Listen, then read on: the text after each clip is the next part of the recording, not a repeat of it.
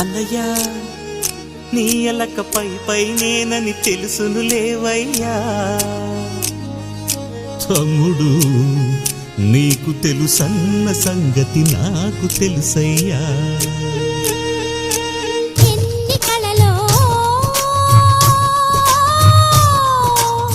వెంట తెచ్చనంట చూడముచ్చటైన మురిపి ఎన్ని సిరులో రాసిపోసేనంట సంకురాత్రి వంటి సమయం.